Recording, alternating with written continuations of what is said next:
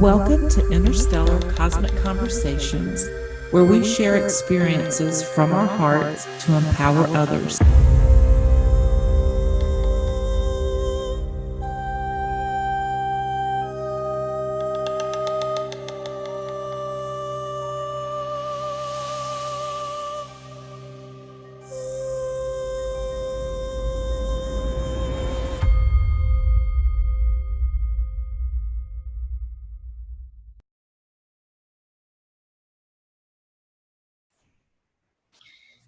Hello, everyone. Welcome to Interstellar Cosmic Conversations. Tonight, we will be talking with Ronald Fellion, and he is an author of a book that is entitled Truth Beyond the Earthly Matrix. And I invited Ronald here to share about his book because I purchased it, I've read it, and I think it's so well written in simplistic terms in order to help those that are starting to ask questions that have been involved with politics, religion, education, medical, all of the different things that we see that are going on in the world around us. And we're starting to figure out, that something's just not right. And I just felt like that the way that Ronald shared, it was such a fantastic way to start involving our friends and family in helping them to resolve some of the questions that they might have. So welcome, Ronald. Thank you, Patricia. Thanks for having me on. Well, you're welcome. What I would like to start out with is you introducing yourself before I get into your book. I just find that it's really interesting, the career path that you had and where you are today and how you were able to transition from being so embedded in the matrix into the awareness that you are today. So if you could just give us a little bit of background, that'd be awesome. Okay. It actually kind of started when I was in high school. One of the things that I started doing in high school was I'd pick a new subject every week, and I would read as many books as I could during that week. And I had a lot of time to read in high school because I had a library practice class and others. So I'd go through a book every other day, and I started reading quantum physics. And as I started reading through that, that was the first big thing for me to make me feel good, because I realized all the ideas that were in my head, which made me feel different from other people, were actually listed by the scientists. So it was actually real. So I felt a lot better after that. And then, as you said about the Matrix, I ended up in the military. I was on a specialized team in there, as well as in law enforcement. I've worked in law enforcement most of my life at different times for Sheriff's Department. I worked for the National Park Service as a seasonal ranger. I worked for Las Vegas Metropolitan Police Department, where I retired from.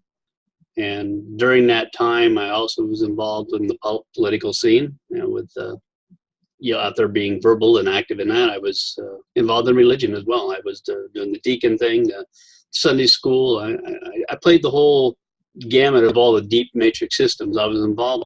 And I think that was a part of it for me to be able to experience those so that I can talk about them later on for people. But I've always had to look at the other side when it came to metaphysical, the other side of the world. I just never had a lot of people to talk to. And it wasn't until we came up here that we had kind of a joint awakening, and it allowed us to start reading and doing a lot of things that we hadn't done before. I mean, my wife saw the movie The Secret, and she came back from visiting her family, so we ought to watch it. And we did, and we realized it was kind of a beginning. It wasn't the end. We realized it was very materialistic in orientation, and that it was kind of designed to weed people out, to catch those who were not going to go any farther, to get caught in the material world, and for others to understand it was more than that. So that kind of started our journey up here. And she got involved in it, and we started reading a multitude of other people, and it just opened us up to so many experiences, both inside the body, outside the body. And one of the things that led me to write all the papers that I've written is talking to different people, and they've told me that I need to write all this stuff down because someday it's supposed to be important. Well, I never really thought a whole lot about that. I just put it away in a pile. And then I kept getting told by different people every time who didn't know I was doing all this. I was supposed to be publishing it already. So I finally got around to doing it, and that's what I did the book. And as you said, it's kind of I wrote it in simple terms for people to look at the things that they believe. My goal was to get them to question things. And if they can start to question, the things that they believe and understand maybe why they're believing those and what they're benefiting from, then they can change those beliefs. But if you don't question the things that you believe, you're never going to be able to move forward because you're accepting the status quo. And so that's kind of led me on my journey to just a multitude of experiences that for a lot of people who don't understand the kind of experiences we can have, they would call it science fiction. But it's been awesome. Yeah, supernatural, even science fiction or supernatural. And having the military background and then going into law enforcement and then also into religion, as you said that you started questioning things in high school. So when you started questioning in high school and then you went into the military and law enforcement and religion, in each of those areas, how were you processing the information that you were being given in each one of those different paradigms? Were you questioning even when you were joining, like when you joined the military, when you were in law enforcement? Were you questioning those? Most of the time, I really didn't talk a lot initially to people. I do remember one time when I was in the military and I was in Texas. And we were in combat school, and at that time you're out in the woods and you're sleeping in 20-man tents. And I remember I was outside with 4 other guys at night, and we're looking up at the sky, and they were talking about aliens a little bit and ships and things. And one guy was saying how he believed in this stuff. Well, then I started opening up with all the things that I knew, all the stuff I had learned and studied. And after a few minutes, I kind of looked at the faces of everybody, and I realized they're all just staring at me. And I said, okay, that's enough of that. So in the military, no, I didn't really do much with it because it wasn't accepted. When I got into the law enforcement, actually I was into the religion first. I started having a lot of experiences in there, things like knowing, and my intuition was kicking in. I was knowing what people were, who they were, what they were doing. I was seeing things that were going to happen. I was getting things in my head, and I would go to the pastor and talk to him about it, and they just kind of give me that same look and try to come up with a logical explanation. And I think, okay, this isn't quite working. And then I started finding out a lot of things too with that because I was a deacon and I was kind of involved in the administration, I found out that a lot of the things that they're telling the congregation, a lot of the stories, the inspirational stories that they give people, the things to try to get people motivated and continue on, are all made up. They make all that stuff up in order to have stories. And it really was kind of disheartening for me because even they didn't understand the experiences I was having, and they tried to write them off as being something else because they haven't had those kind of experiences. And then when I was in law enforcement in Nevada, I was known as kind of the alien guy down there. I could talk to a few people, but not very many, because they just thought I was strange. They just thought it was wrong. And I remember towards the end of my career down there, I was running a platoon, and what I would do every week is I'd write up a weekly briefing. And in the briefing, I'd throw all the information from the department of what was going on. And I always ended up at the back of the papers. I'd always add something about the hollow earth or the hollow moon not being a real moon, or something about, I would add some sort of a metaphysical thing at the end. And most people said they liked reading it, but no one ever went beyond that point of it. So as far as was I questioning, I realized where I was and what I was involved in, but I just didn't really do much with it there because there was no outlet, no forum for it. It wasn't really till we got up here and things started really happening, and I started meeting other people who were involved, and it became more open. And so that really kind of twisted our journey a little bit over what I had before. Now I look back at my career and I think, okay, wow, that was definitely different. Yeah, definitely. And, I think, I always relate to anyone that went down the religious path, because I too found myself, if anyone's ever heard me talking with anyone else, it's funny because when it came to religion, I had so many questions, and I really wanted to be this great servant of this God being, and I wanted to please this God. So to me, I needed to know everything about him in order to fulfill that need that he had to be served. And so I would question everything, and it exasperated every pastor that I ever sat with, because they couldn't answer the questions, and they would send me to another scripture, and then I could go to that scripture and it would contradict another scripture. And so it just became, a point of like, okay, I realized there was truth in it, but not the truth that was being presented to us. And so I feel like that, that was part of my becoming even more of a researcher into like, okay, what is truth and who am I and what is my purpose? And so with that, I'd like to get into your book, because I really, and I've got so many things highlighted, and I'm just going to go through, what stood out to me, mainly in your introduction to start. You were saying physicality does not exist. Reality does not exist. All that exists is nothing. And Right. Most of the concepts in this book are not accepted mainstream metaphysical New Age beliefs.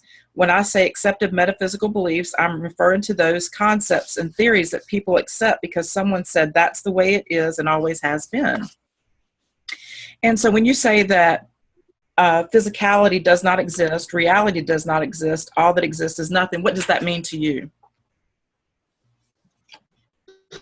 That was based on a very unique experience that I had. And if you look at it from a scientific standpoint, if you look at it from science, everything is atoms.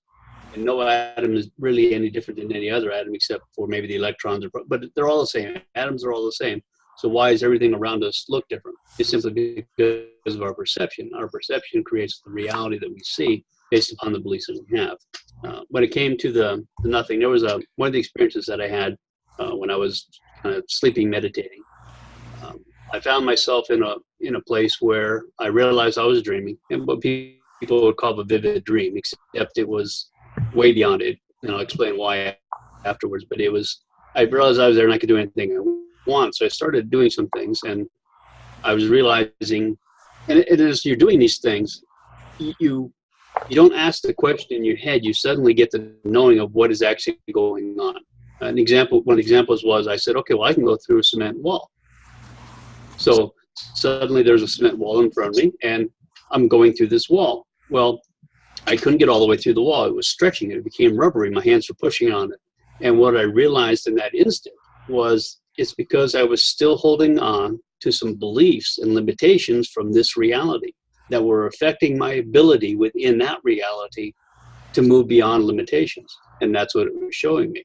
And one of the things I did when I was there, I said, well, I want to go see this tunnel of light that everybody talks about. I want to see if there's really anything there, because I don't buy it. So again, suddenly I'm in this light, surrounded by light, and I start moving down, I guess you could call it tunnel, even though I realized I wasn't moving. Everything was moving past me. And there's absolutely nothing there. And then next thing I know, I am out of this light. It was as though I was sucked upwards, and I'm in the only way I can describe it is kind of a grayish cloud mix. There was nothing there per se. And in the instant I was there, I realized this is all that's real. This is nothing. This is the point before what we call creation. And in that immediate time, in that knowing, I realized that it was before thought. It was before anything was created. And at the moment but it was, and this is the hardest part to try to describe it, the point of being nothing was understanding at the same time that you are everything without having to experience being anything, knowing you are without having to be. It's kind of a hard concept to explain. It just simply was. I knew at that time I was everything and I was everywhere, but I also realized I needed no examples to let myself know that I was. So I was everything, but I was nothing at the same time. And I realized that what we call source came nothing. It was when nothing had a thought basically to experience itself, it created source. Source is what we call energy. It created light, it created vibration, and it created the energy, and from that what we call atoms. And that's where the creation came from, was from what we would call source, basically energy source. But at the same time, when I was there as nothing, I was aware of existing. but of course, there was no Ron. It was simply an awareness of existing without having to exist to know you still exist. And that's what I call the point of nothing, even though nothing is something. Even empty space is something. So it's something, but it's nothing because it's not having to prove it is anything, if that makes any sense. It makes zero sense, and then it makes perfect sense, as is, there's everything and there's nothing. It's very hard to explain it because it was just a sudden feeling, a knowing. There was not a question. It was suddenly there, and I knew what it was. And I had been to Source before. I'd felt that energy, and that's completely different. That was light, vibration, energy. That was where creation came from. And I think I go through that in the book in one of the other chapters when I talk about the unconscious, subconscious, conscious minds and what they really are. When I go through the definitions as to, and this all came from that same experience. So when you were, I'm really curious because I want to make sure I understood you on this. So when you were saying that, not that you were going to the light, but when you were there and the light was actually moving past you, are you saying that is to you Source, or do you see No. Okay, because do you see that going to Source is going through the void, or do you see that Source is going to the light? This was different. Source is a different entity, I guess you could say. It's a different creation. This was simply the tunnel of light that everyone always that the near-death experience people talk about, and sometimes the past life regression people will talk about. This was that tunnel, what you call the umbilical cord of light. This was kind of what that was, and that's where I wanted to go to experience and see, is there really anything there? And there was absolutely nothing. And I've been to Source at another time when I was outside the body, and that was completely different. Okay. The reason I'm asking, just for my own clarification on this, is because I had an experience with the light, but it was through the death of a child, and it was this light that came to me trying to draw me into religion, which it actually did. So that's why I find that really interesting, because it was the light that came to me that was pulling me towards religion, and I was at that vulnerable point to where just feeling unworthy and feeling like I needed something outside of myself. And that light was very appealing to me. And that was answering like this, I guess at that time, an emptiness or a sadness that was within me, and feeling like I needed something outside of myself. You understand That's what that light talks about. That's why your movies, in all the movies that they have, there's always the light, there's always somebody there. And what I found out as well is at that moment before death or just after death, when people have what they call a life review, essentially it's a scanning of your mind in order to find out where you're vulnerable. And it's all put into light. So when people see different people, they see different entities, they see different things when they go to these lights, it's designed to draw them to it. And when you were seeing it, again, as you said, you were vulnerable at the time, and that light is a drawing energy. It must be some sort of a conduit or a tunnel back to this reality again, maybe bringing ourselves back into this to another point in the space timeline. And it is a very powerful drawing substance. And when I said it wasn't moving, that gets into the concept that movement in itself is an illusion, because everything is here where we are at one point. There is no movement. Movement is an illusion. It's like going through a series of snapshots. You remember probably when you were a kid and you drew on a pad, you drew a stick figure, and the next stick figure you moved them a little bit differently, and so on. Then you flipped it. You created the movement of the stick figure when there really was no movement. Right. And that's what, in this reality, movement is an illusion. We are essentially flipping through these pictures. Every moment is essentially a picture in an album, and we're flicking through those to create the illusion of movement, space, and so on. None of that is real. Everything is only in one place. Yeah. Now, anyone that's here, if you all have a question or any kind of thoughts that you would like to input when we're sharing, unmute yourself and just, let us know, and feel free to share, because that's what this is about. That's why we've created this format, so that we can have participation from anyone that has an experience they would like to share as well. And so just feel free to do that. And one of the things that I'm going to read from your book before I go into your actual chapter, because I agree with this completely. We may walk together on this journey for a time, but at some point, everyone will have to walk their own path if they are truly seeking the truth. Others can tell you about their journey and experiences, and that may give you a jump start on your journey. But if they are telling you that their path is the only one that leads to the truth, you should turn around and run the other way. The odds are their path to the truth has a price tag, and they are making a nice living selling it. And I do agree with that very much. So before we go on, is there anything that you all would like to share about what we've talked about? Any input from anyone?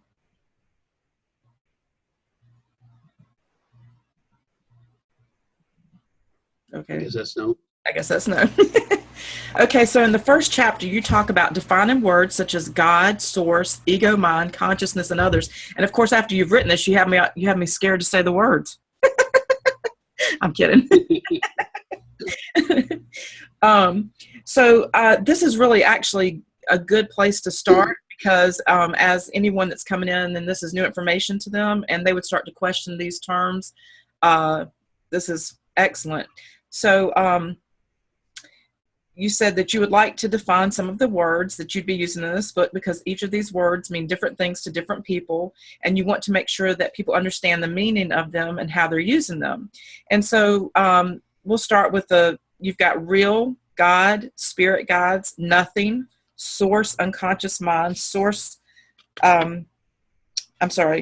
universe, religion, brain, ego, mind, consciousness, subconsciousness, creation, awareness, and we'll just we could keep going. But so you've got real and God and spirit guide. So we could just start with real. Okay. Well, the way for me, in order for something to be real, it should be eternal. Because if you look at the idea that somebody says, well, it was real, well, so it's not now. Well, no, but it was. Well, how can something that was real be real? To me, it has to be eternal. Mm-hmm. And anything that is a creation has a beginning and an end. Therefore, it can't be real, because at some point it's going to end and go away. So to me, the only thing that is real is eternal. And nothing that we have in these realities is eternal, other than that aspect of ourselves. Yeah, well, I was going to say, yeah, I agree with that too. So now this is a significant one to me. God. Right. God, I looked at that as people will generally say the word God, and because of how it's been pushed through religions and the media and everything else, and that is, God is an entity that is outside of us, that is bigger, better than we'll ever be, and we'll never be like that. We are always going to be less than. Essentially, it's an outside entity. And in my experiences and from what I've received information-wise, we are God. God is not a separate outside entity. So when you start talking to someone, and people like to say that, well, you can use the word God, you can use the word source, you can use these things interchangeably. Well, you can't, because if you're talking to somebody with a fairly strong religious background, you use the word God, the concept that they have in their head is completely different than what you're talking about if you're talking about something like source, or if I'm mentioning the word God. Because to me, God is me, I am God. There is no difference, there is no separation. So we're on two completely different tracks. If we're using those words, we say, well, we can use it interchangeably. I don't agree with that. I think you need to define the word that you're going to use, because that's where most people have their disagreements. Mm-hmm. Is because of how they define the words that they're using based upon their own beliefs. And when you move past that concept, it allows you to at least maybe get some more familiar ground, at least understand each other. Mm-hmm. Yeah, and something that came up for me in a discussion I was having not too long ago was, even when we use the word God, like for us, just in our perceptions, the way it's been used because of religion, is that, like you said, God is this creator of all that is, and we're beneath this person or this being, and this being desires worship and admiration and obedience and is an authoritarian over us in every way. But sometimes now, because it's such a huge, massive program running, that even the energy behind using the word source can be tainted because of the fact that it's kind of a twist. It's been intermingled. And so it's really good to go through the difference in what, know that the God entity is truly the one behind this religious aspect, but source is completely different, and they shouldn't be mixed together as though they're the same. So I do agree with that. So what would be your definition of source? What's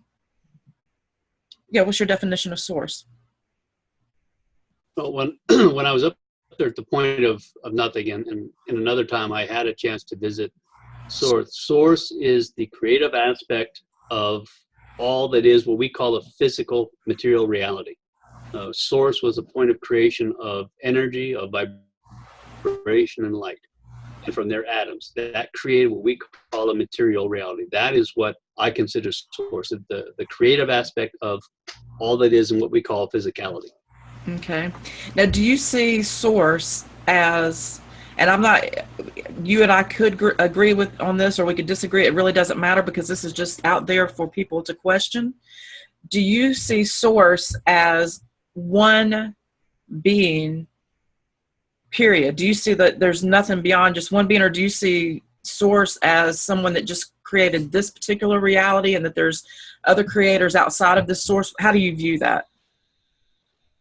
What the information that I got from it is that there was essentially there was one source that was created from the thought of nothing, and at that moment of creation is when we first had a sense of individuality. It created what I call the unconscious and then the subconscious aspects. The subconscious aspects are what you would refer to as a creator of this universe. Each of the subconscious, unconscious aspects created a universe in order to play out the thought, all possibilities and probabilities. That subconscious then divided itself into another aspects, which then created the solar systems of planets and so on, and then kept breaking it down into where we are what we are now. We are playing a role. We are aspects of source, essentially.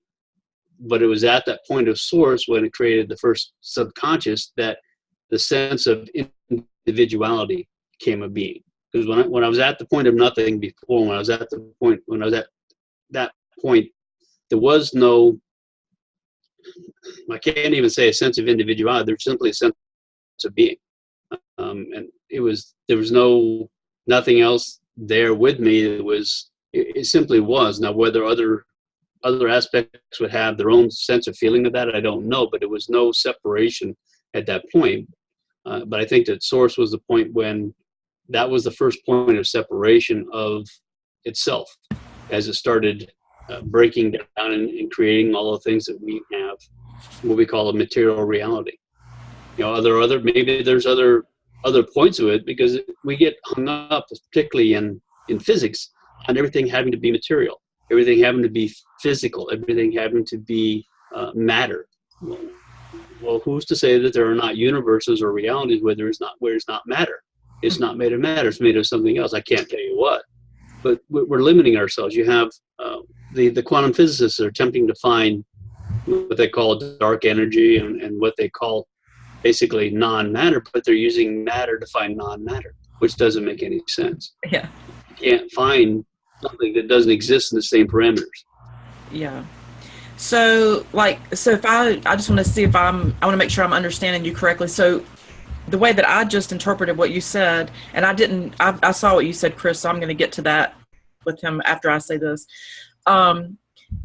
So you're saying for this particular, I'll just say this universe, this reality, you see that as there being a source, and that there are aspects of the source that have created these individual personalities, beings, and it's all connected to this one source. Right. But when everybody talks about, well, we're all one, that's the point where they're correct. At that point, but it was breaking it down. Like the role of Patricia, the role of Ron, we're playing a role. Mm-hmm. The role of Ron and Patricia are not real. They are roles, and the aspect is playing that role. What I would call the spirit, really. The spirit aspect is playing a role from, and you could even look at the concept of source creating the universe, that if you had the creator of the universe, and then I know George talks a lot about how we come in from other places in order to merge into that universe and to experience it and so on. It's the similar concept of that, but it's coming from the same, because he said you have to become one with the universe, with the creator of the universe as you enter. And that's kind of, it's a similar thought pattern. Okay. It's coming from one. We're here to experience it, if that makes it any clearer. Yeah, it does. Well, because I do, for me personally, I just know that I see what you're saying. For me, to be one means to be in unity and harmony. It doesn't necessarily mean that I'm one of everything. It just means to me to be one in, like I see here, like this illusion of separation and division and all this stuff. And from just my own experiences, I can remember being in a co-creative situation. And so but here's the one thing that no matter who I've spoken with and anything that we experience, no one has an answer as to who we are outside of this universe, because everyone can say, well, I've traveled to this dimension in this reality. But then if I say, well, what is your construct of your universe? No one has that answer. So we're all limited in that whatever we are outside of this universe, we do have that limitation, because none of us that I've found can answer that. So for that, I mean, I agree. Each universe is separate. What I come to realize in the book, I put that I didn't know whether whether nothing had one thought and that created everything, or whether there were multiple thoughts. And what I got in the not too distant past here was that each thought creates a universe. Mm-hmm. And what is in those universes, I don't know. Whether we are different in there, I can't even begin to tell you that much of, because I haven't done any kind of travel like that. I can only speak for what I've experienced within this reality from that point forward, that this universe, this creation was based upon one, what we would say, a thought. And everything within this universe is playing out that one thought, all roles, possibilities, and probabilities. Mm-hmm. If there would exist be outside of this universe, I can't even begin to fathom. Yeah. Not with not being in this human body, I can't do. Right. So Chris wanted to know, he put in, when we were talking about source, he put masculine or feminine. And I guess what he's trying to say is, do you see the source as a masculine or feminine, or do you see it as both? Or is that what you're asking? Okay. I don't see a separation. I think the masculine and feminine concept came about because the universe is created in the concept of duality. Everything within this universe is based upon the concept of duality. The male and the female came from that concept of duality, breaking itself down. Okay. Do you have anything you want to say about that, Chris? Hello. Not necessarily. I mean, I was just wondering if you thought it was more of a masculine or feminine. More importantly, I guess, would be like when you talk about the source and you talk about creation and whatnot, sort of like you have like the vibratory creation, sunlight, as we talk about energy that goes out, and then you have like the absorption of that energy. So one can be construed as masculine or feminine. I was just kind of wondering if you pretty much said what I believe, which is probably neither or both. Yeah, I don't think that. I think that the concept of masculine and feminine was part of the concept of duality, and it's also part of a concept of breaking the division. It's another program. When you start buying into that, you're buying into more programs. Mm-hmm. One thing that I have found with energy, and this kind of goes beyond that, and it also relates to the experience I had at a Mayan pyramid, in which I saw and experienced some things, that the energy field that we're experiencing, everything in, is actually a torsion field. So when you talk about the energy coming in and going out, everything is a sense in a torsion field, which expands and contracts simultaneously. So yeah, you're right. It does go out and come back. It's the same energy. And everything that we see within that torsion field is a reflection of a reality that we're seeing within this torsion field. And it may even create smaller torsion fields, but I was able to see and actually help to create a torsion field around a pyramid, one of the Mayan pyramids in Koba when I was down there. And that was the reason I was sent down there, because I get information once in a while, and I was told I had to go do this. I had no idea what it was at the time.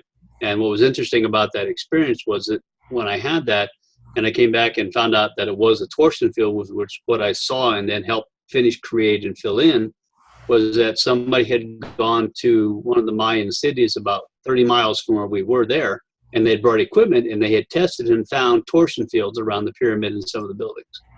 Now, so it was another validation of what it was I was seeing and what I helped create. But can you, for someone that hasn't ever heard what you're speaking of, can you explain what a torsion field is, please? A torsion field kind of looks like an inner tube, and if you put a person inside of it, the torsion field is a flow of energy. They picture it as being round like an inner tube with a person inside going from your head to your feet. The energy flows in both directions, outwards and inwards, simultaneously. It's some of the quantum physicists now start to believe that it really has to do with the creation of things, and that was what I experienced, and it was then. I didn't know what it was at the time. I had no concept of what it was I was seeing and creating with the energy work that I was doing at the point in time. But I come since afterwards that everything is based upon that torsion field, which is energy expanding and contracting, which they talk about the idea that energy never disappears, it simply transforms. Well, that's a torsion field would fit that analogy very well, because it's constantly expanding and contracting and changing. And that's how we're seeing the realities that we're seeing because of that field. Whether there's one or multiples, that I'm not sure of. I only know what I saw and experienced when I felt it down there. Okay. Okay, well, thank you for explaining that. And so we talked about God and Source. And so now this is going to be interesting to me after you breaking that down. So you talk about spirit guides. So this is where it gets, interesting to me when we start talking about Source and whether there's, one or multiple creators or whatever. And so for you, you've got spirit guide, aspects of us. We are aspects of them. It's an aspect of us that stayed outside the physical realm in order to see the big picture. They help and guide us and are aware of all realities, possibilities, and paths. Right. And that's when I looked at that, the concept of spirit guide is the subconscious. When Source created the universe and started dividing itself to create within the universe, it created what I call the subconscious. And that is also our spirit. It is us outside of what we call a physical realm. It's that part of us that is simply there. It's like standing back from multiple television screens. You're able to see all of them if you stand back far enough. Well, that essentially is us. It knows all the possibilities, all the probabilities, because they've already happened. It's already done. We're simply experiencing what was already taken place. And the spirit guide is us outside of that, and it's what set. Essentially, it helps to, well, I guess, guide us in essence, but it already knows what's coming. We're simply experiencing what's coming. And I say that based upon my own experiences. I've had multiple things happen over the course of my life where they've been a matter of a year and a half for these things to get set up, things that I never knew anything about, and then they happened. Well, that's not Ron creating that, because Ron had no concept of what was coming or even what was possible. So there's something outside of Ron that is setting these things up. And if you want to talk about some, I can give some of those incidents that happened, but they're just incredible the way things were set up and happened.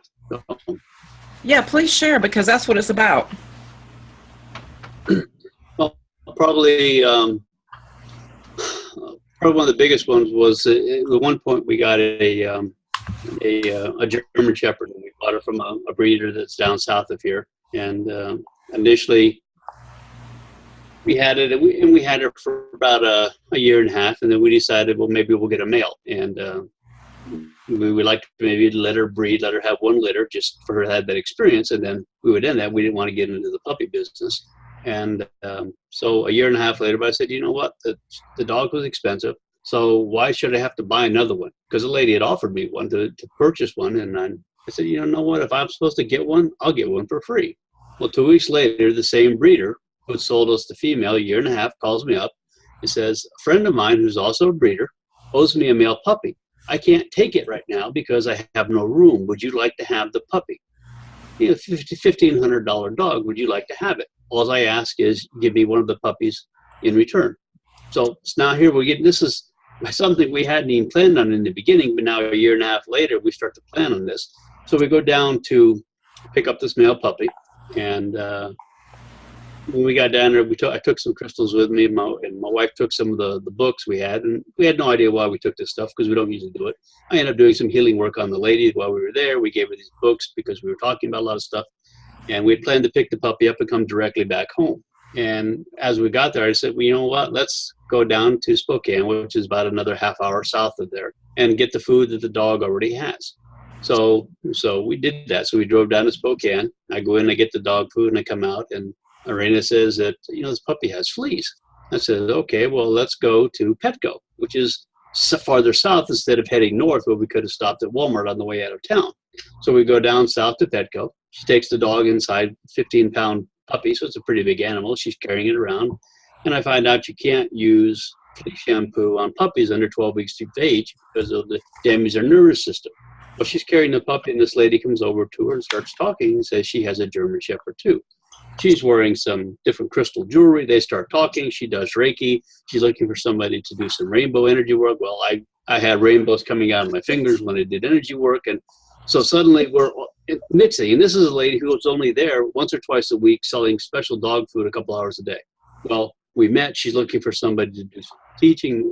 And we get together and have some just incredible sessions from this lady. And I do some things for her as well. But it was the idea that we had never planned any of this stuff to begin with, but yet it all happened. It all played out the exact same way. It had nothing to do with me. And when we got home that night, what was interesting was Irena gave the dog a bath in some cold water, in some water.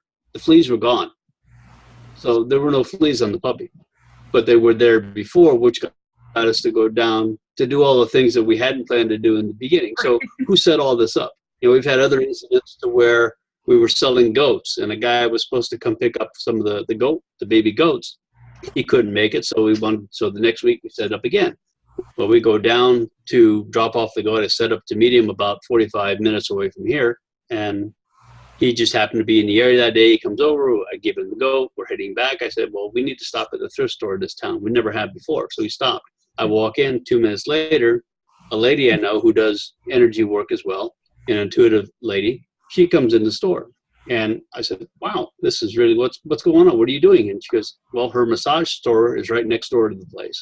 And she says, you know, I was told today I had to come into work early. So she came in a half hour before she had any appointments. She sat down to do paperwork, and then she was told right then that she needed to go next door to the thrift store. She walked in the thrift store, there I was. And then, of course, we had some things happen after that. But it's these kind of things that I had no concept of. So there's somebody or something else that is dealing with this outside of Ron. And that's why I say we are experiencing what has already been chosen. Mm-hmm. And that's kind of what the guides are essentially for, is they're kind of pushing us a little bit, put the thoughts in our head, kind of make things go along that line. Okay, yeah. So for you, like,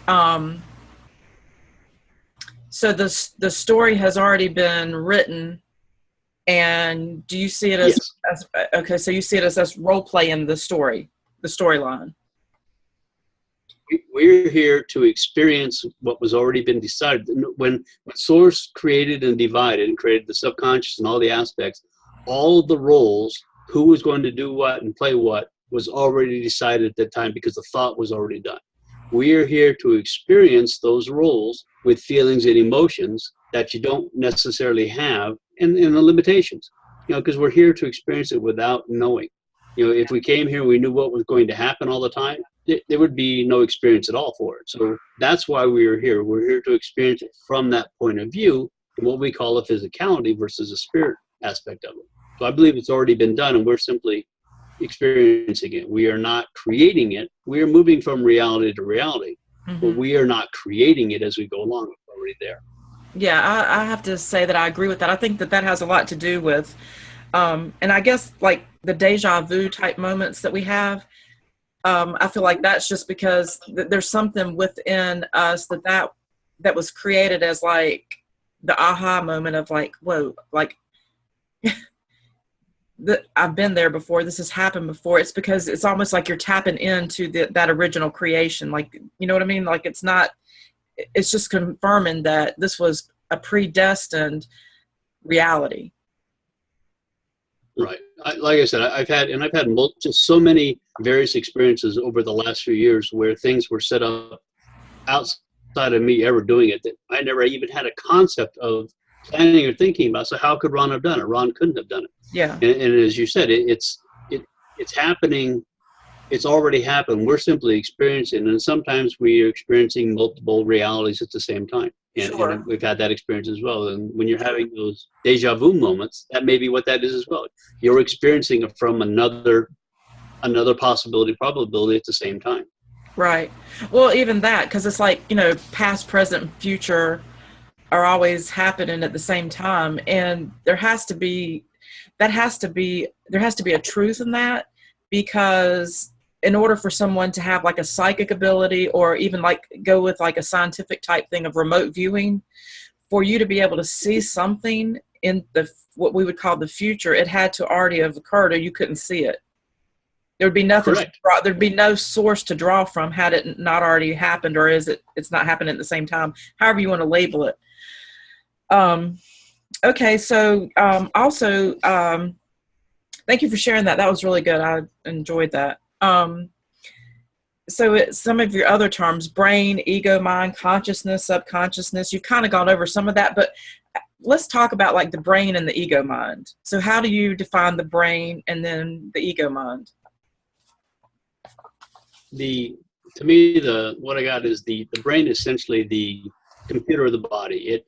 It operates purely on what it's being programmed with, and in order to make that point, think about the idea that if the brain was sentient, if the brain knew it existed, why would it allow cancers and diseases and illnesses in the body that are going to kill the host that's carrying it around? And the brain has the ability to change the enzymes, the chemicals within the body to heal the body simultaneously. If the brain had awareness, it would do that. It would not let the host die. So the brain has it's not a being. It is simply an organ that was created as a programming computer process to tell the body what to do. The ego mind is the base loading program of all the programs within this reality with all the limitations. It's also based upon a fear program. Everything going through the ego mind is usually fear-based, and which again affects the body. So the ego mind program loads the information into the brain, which is why if you watch all the programs of this world, everything is focused upon fear. Everything is focused upon the programming to keep the programming going into the brain the way the ego mind is set up. And what I've found is you can actually change that when you connect to what we call our higher self, your spirit guide. And I see the consciousness as the connection cord to your subconscious, which is your higher self, the aspect that created everything within this reality is where we are. When you tap into that, you're now bringing in information from your spirit self, your higher self that already knows everything, and you're now sending that through the ego mind and having it program the brain differently. When you change your belief system, when you realize, oh, this is really a stupid belief, I don't understand why I even accept that, this is not true, it's a limiting belief. When you do that, you reprogram your brain, but you have to do it through the ego mind. It's putting the ego mind in its proper place without allowing it to drive. Put it in the back seat where it belongs, use it for the programming, but program it from your subconscious, from your higher self, your inner self. Okay. So now when you're talking about the brain and the ego mind, then how do you put the heart in with that? Where does the heart fit in for you in that? it may be more where the connection point is, I guess, through the consciousness, through your subconscious. A lot of people like to talk from the heart and feelings. And again, is it actually the point or not? But it may very well be that connection point where the information, the intuition, because we get that feeling. When something feels right, you just feel it inside in that area, whether it's the heart, whether it's in the solar plexus, whatever it is in that area. It's something in that area. It's a connection. And then that allows us to reprogram. Because remember, what we see as the body, what we see of all the different systems, they are not real either. They're simply energy. Right. So it's not like it has to go from here to there. It's already there. And that kind of goes into the idea that your cells, your DNA is memory. It's not what they think it is. It's all those different things are going to happen. Your DNA is memory of the genetic family that you have chosen. All of their memories, all their beliefs, all of those programmings is in your body. That's what is dictating the default programming of your body is within the DNA. And you can change it. By changing the beliefs, you change that programming within you. It changes everything. It's all connected together. Yeah. Even science is hard to understand that there's a connection there, that you can actually change it. Right. Okay, and you also talk about the difference between a concept, a belief, and a knowing. And so you've said a concept is an idea that has been developed to the point where it has become accepted. A belief, a concept that has become accepted as a truth that you need a savior in order to leave this world and go to a better place, is a belief. Usually no evidence to support it. An example would be reading the Bible about heaven existing and believing it without having seen it. Then you go into knowing. Beyond a belief, the person had an experience which shows them, gives them the proof that the concept is real.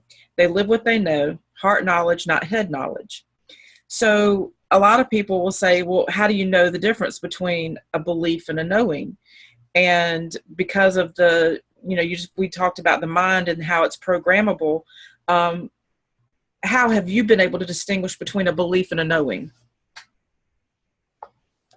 A knowing is something that it's more inside. I think a belief is more of a head knowledge, and I guess you could say the knowing is more of a heart knowledge. It's based upon an experience in something that's happened.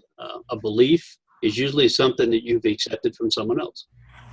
A knowing is something you know yourself. You accept it because you've experienced it, you've lived it, you understand it. But a belief usually our beliefs come from someone else. Religion is a very good example. Within religion, you're taking the word of supposedly somebody from a few thousand years ago who says this happened. Well, you simply accepting their word that they're saying this is true. That's a belief. It's not knowing. A knowing, there's just a big difference between, you say, well, I believe that can happen, but you don't know it can happen. Mm-hmm. Well, I know it can happen because it happened. If I hit myself in the hand with a hammer, I know it hurts because I've done it before. But if you've never done that, if you've never stuck your hand in a flame, you wouldn't know that it's going to hurt you. Right. Now, your parents may tell you, well, don't do that, it's going to hurt. No, yeah, right. Right. So it's kind of, there's a difference between it. And my goal in my life is to live my life of knowing, to move beyond the concept of beliefs, to live a life of knowing. Yeah.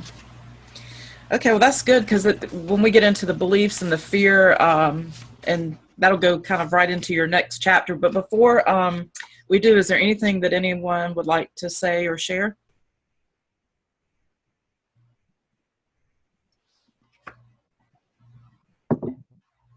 Okay. One thing too, I wanted to mention earlier when we were talking about the spirit guides, one of the reasons I define that is the concept of angels.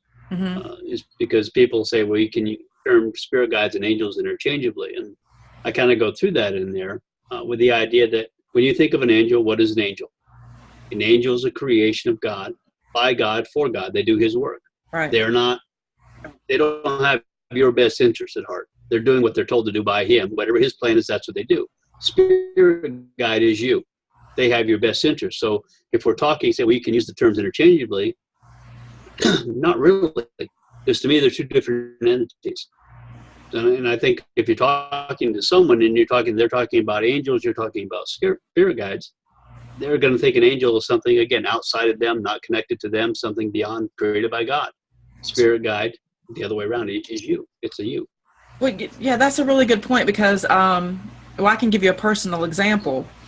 When I connect to my higher self, or to me, a spirit guide is my higher self. It is the aspect of my higher self. It is an aspect of me and my higher self. And so when I was when I was going through the religious path, it was very interesting that I would have these entities come to me and present themselves to me as something that was outside of myself. And it was always in this hierarchy of me needing to be humbled, on my knees in prayer, in submission, in the mode of weakness, and relying on these beings to assist me or help me or aid me in any kind of way to become something that would be greater than who I was. So, I definitely see that would be the difference between an angel and my personal spirit guide, because I guess that's where you get the term ascended masters, right, with the angels. So I definitely have experienced that and have seen the type of control that comes from. And so then my question to you on that, before I even go on, is what has created that? What is behind that creation to you? As far as the angels and that hierarchy and that type of thing you're talking about? Yes. I think that it's another program. I think it's a creation of us. I think that as long as we continue to accept those programs as being true, as long as we continue to allow them to limit us and control us, they continue to exist. Even George has talked about the idea. I was watching one of his recent interviews about the idea that when you're saying these entities, these God entities names, you're essentially giving them power. You are continuing to create their existence by giving them validity. Mm-hmm. And so I think that all these other things that are going on out there, I think that they are programs that are part of the DNA, part of the things that we've accepted. And because they're continually being fed, they exist. But if we were to stop feeding them, they will go away. They no longer have a reason or a need to exist because that program is no longer active or needed. Everything is a program. Yeah. Okay, so we're going to go on and talk about sin, karma, matrix, traps, and fear and guilt. Okay. The concept of karma and sin, they're not really all that different, but I would like for you to share your definition of karma and your definition of the concept of sin, and how you feel that that's being used, against humanity. And I'll just let you start sharing what your thoughts are on it. Well, I think that they're both programs that are designed for guilt and fear. The concept of sin, especially, you're told that you are a sinner, that you're a loser, that you're worthless, that you're, from the day you're born till the day you leave, you are basically a sinner. You're lost, and you have to have these other entities, this other help in order to be able to move anything beyond that. But it's not something you're ever going to get until after you die. Another reward promised after you leave this world. That's one of the big catches that people don't understand the program. If they're promising you something, but you don't get it or can't achieve it until after you leave this world, it's probably BS. Mm-hmm. The concept of karma is, and as I go through in the book, it's the idea of if you do good, you get good. If you do bad, you get bad. In a way that applies, but I don't accept it as the way karma is looked at. They look at karma as what you've done in the last life dictates what happened to you in this life. What you're doing in this life dictates what happens in the next life, which essentially means that you have very little control over anything, because the experiences you're having now are based upon what you did in a previous existence. So you really don't have much in the way of control. It kind of puts you to me, karma puts you in a vicious circle, a karmic circle, because you're not really in control. And when I go through the definition of what is a circle is an unbroken line. Mm-hmm. And eventually, no matter how far you go around a circle, how big it is, you have to start all over again. So a circle is designed to hold you in place. progress so far, and then you start all over again. You're never going to get out of it. So I don't like to think in terms of geometric figures, but I tell people, if you really feel drawn and the need to think in those terms, think in terms of a spiral. A spiral goes around and around, but it continually goes upwards. It doesn't stop. You continually have more experiences. It doesn't trap you. So to me, the concept that when they look at the karmic cycle is another program to make you feel trapped and accept what's happening to you. Because if what you're experiencing now is from before, how can you ever change that? You can't. And how can you change the future, your next life, if you're still experiencing what you experienced from the prior life? It takes you out of control to me. It's like there's somebody having a scale of balance, and when you finally get a balance point, you move on to the next level and do it all over again. And so it's designed to help, I think, to keep people accepting the programs of where they are in life and not think, okay, well, I deserve that. I guess it's karma. Without even looking at it, well, what's really going on? Why is this occurring? Is there something I need to learn? Is there something I need to do, or just other than just accepting it? And I said, fear. Sin is fear. That's just simply a fear-based, keeping you low, keeping you nothing in order to control you. Yeah. And, the idea of karma, where you kind of, I guess it's the same, like you reap what you sow. That's kind of the way that I see, karma. And for these things to be true, there again, it's always that, there's evil, there's good and there's evil. And to me, good and evil is also an illusion, because there again, we're role playing and having these experiences. And so all the terminology within psychology, psychiatry, and how we're diagnosed or our experiences are interpreted to make us judge one another, it all ties into this whole idea of karma and sin. And so then, Well, think too that I'm sorry, go ahead. The idea of the karma, the idea of the karma is also when you're thinking about karma. Okay, well, I did this. It means that something's going to happen to me. It's making you feel guilty. It's making you expect and anticipate a negative reward for something that you did. Oh, I feel guilty. I should have done that. Now I'm going to have to pay for it. You're already accepting that guilt, the role from it. So yes, when things happen, but I think the concept of the karma can be better looked at as like a balance, a point of balance. If you look at a pendulum, if you're going so far one side, eventually it has to come back to the other side. The point of balance is in the middle. So the more you can balance yourself, the more you can get away from the fear and those kind of concepts, the more balanced you're going to become, the less you're going to have that swinging back and forth in this reality. And as you said, it's good and evil is another program of duality designed to divide. Anytime there's a program that wants you to think one way or the other, it is a program. It's still a program of duality. Yeah, I agree, and I feel like that that's part of what creates this whole concept of low self-esteem, low self-worth. And I like the way that you express this. There is no sin or karma except what we create in our minds, and there is no punishment or reward. Enjoy each life for what it is and let others do the same. Get past the concept of feeling guilty or that you have to be punished, and learn to love yourself and others. Once you do that, we can change how this world operates, and more importantly, you'll be able to leave this universe when your physical body dies without having to be reinserted in the timeline and deal with this shit all over again. Yeah. So that's really interesting. So you find that you have to let go of these particular beliefs in order to not be reincarnated back in.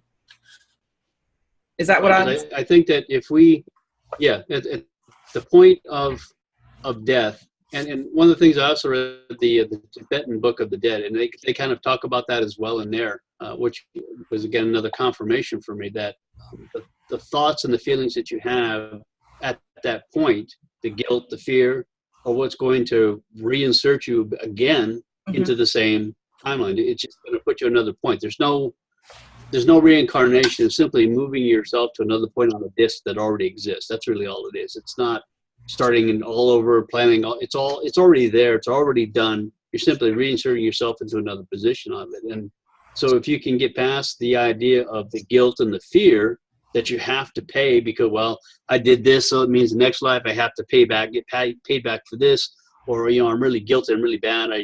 Anytime I think that you believe that you have to come back, that you're not finished, you're going to keep coming back to it. And I think that's the point we have to move beyond. If we can get beyond that point of holding on to this and thinking that we're good or bad, we're evil, we're guilty, we have to pay, because remember, you're playing a role. It's already done. You're not. You're simply playing the role. Don't take it as a person, as being real. It's not. Move beyond it. Yeah, and so you've written here, reincarnation is just another program like sin, karma, heaven, and hell. It's designed to keep people within the earthly matrix by believing they have to return to earth until they have enough experiences or are good enough to move on. It's also designed so that we accept the idea that when something bad happens to us, we deserve it. Hence, we willingly remain unhappy and don't work to change it. Right. Yeah, you accept, okay, well, I did something, so therefore I'm going to get paid back. Well, why? There's always a reason why something happens. It's not because of something you did. You can't do anything other than what you did. You are having the experience of what's already been decided. You can't do anything different. You can't, because you can only do one thing. You say, well, I really wish I hadn't done that. You did it, period. Well, so like when you were supposed to do that. Yeah, so like when you were talking about how you yourself were involved in healing work, energy work, okay? And so when we're talking about, okay, so we know that we don't have to do anything to earn our way to any special place or whatever. But when we're doing this healing work in this in the experiences that we're having, what role does that play to you? Like, I mean, there's no karma, there's no sin, it's an illusion. So when we're going through these healing processes, what is that to you? Why are we going through the process of healing? Is that too another program to you? It is to an extent, but what I see the concept of the healing work, and my doing in the healing work changed dramatically over the years that I did it, because of what I learned while I was doing that. But the idea of an individual, the modalities of healing, the concept of the metaphysical are stepping stones for people to break the old programs. You can't get to the top of the stairs by jumping all the way. You have to go up a step at a time. And if a person accepts science and the medical profession and all the drugs and so on, and then they get into maybe acupuncture, or maybe they start to get into tuning forks. So it's another modality, it's another step to help them break the program of limitations. So eventually they realize to the point they don't need any of that stuff. Mm-hmm. But they are stepping stones for people who are doing it and who are involved in it. That's really what it's for. The problem becomes when people think that is the answer. They get stuck in those modalities and think that is the answer. Well, it's not. Because you're not real, neither are they. It's not necessary, but you have to get to the point where you understand and accept that. Yeah, so, I found that for myself. Like, I just, in this lifetime that I've had, I have experienced a lot of trauma through my childhood. And there was a lot of darkness around me, a lot, for the type of experiences that I had to go through as a kid. And so the one thing that, I've shared this many times when I've talked with others, I never really felt like a victim in my life. I always felt really strong and like I could do anything. But at the same time, I could see in my interactions with people, in my relationships, that I was not, like I had low self-esteem, low self-worth, and I had, issues with allowing myself to be vulnerable. Now, somebody, you might say, well, it's not necessary to be vulnerable. But for me to have that connection to another human being, it was always a challenge. And so when I left religion, because, again, religion is part of that, the same thing as seeking, it's kind of like a healing modality within itself, because you're looking for someone to heal you, help you, save you. But the one thing that was really clear to me is I did have to go through a process of allowing myself to feel in order to move forward. So where I had shut my emotions off and not allowed myself to feel, I couldn't expand to where I am today. So going back and looking at the little girl that I was and being able to acknowledge the pain that she went through and acknowledge that she didn't have the love from the normal type of love from her parents, that or what's expected. There was no security. There was all these abandonment issues and physical and all this emotional trauma.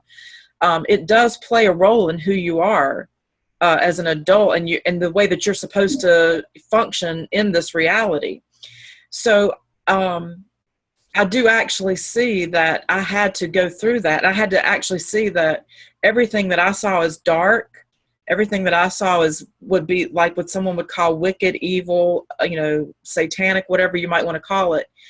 I had to face that I had aspects of that in myself, because I could see that play out in even if we don't put it into actions, there are thoughts that we have that can show us just how dark we can be, that shadow side of ourselves.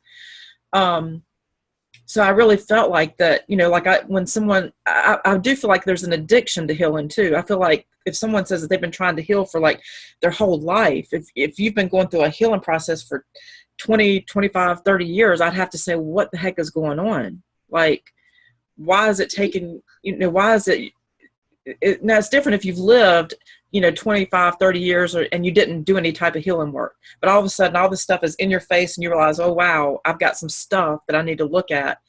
And then you go through that process. It shouldn't take you a whole lifetime, I wouldn't think, to go through that. So I would say, to me, that's like an addiction to that program. You're being looped into this healing thing where you can't move forward. You know what I mean? Yeah, I understand exactly what you're talking about. That's one of the reasons why I changed the healing work I was doing. I was doing a lot of work on people. I was working on remotely on people all over the world. And because I had that initial idea, well, I wanted to help everybody. I wanted to do the things for people, and it was working because people would know, they would tell me when I started, when I stopped, they could feel it, what was going on, no matter where they were. And then I started realizing that they were becoming addicted to the energy because they didn't want to do it themselves. It would give them a nice high. One lady I knew, she would feel it for a month, but everybody had different time frames, but it was giving them an artificial high that they didn't have to do themselves. They didn't have to do the work anymore. And I realized I was creating slaves. I wasn't helping anybody. So I stopped. Mm-hmm. I stopped doing that. And then when I started doing work at just some of the shows, I developed a policy that I won't work on any person more than once. Yeah. I said, I'm not looking for clients. I don't need the money for it. It's not my job. I'm doing it to help people. And then I started separating even more when I was doing that work, to where I was connecting my higher self to their higher self with the vibration and the frequencies, and I was making them do the work. All I did is give them a jump start. They would see things, they would feel things, and I said, these are the things you need to deal with. You're going to experience it. I said, but you need to follow up and deal with it. If you don't, it's on you. I don't care. Yeah. And that's as far as I would go with people. I don't even do it anymore. I just stopped it completely because like you said, people become addicted real easy because someone else is helping them. And religion is the same way. It's easy to get into that because they can take that Jesus life vest and throw it under their seat. Mm-hmm. And that way, just in case down the road, if something happens, they can pull, oh, I got the Jesus life vest, I'm safe. They don't really live it or believe it, but they've got that life vest. And the same with the healing modalities. You can become addicted to those type of things. And if it takes you that long to try to work on yourself, then you're not working on yourself. You're using somebody else to do it for you, like a synthetic. Yeah, and it also, to me, it's not empowering at all.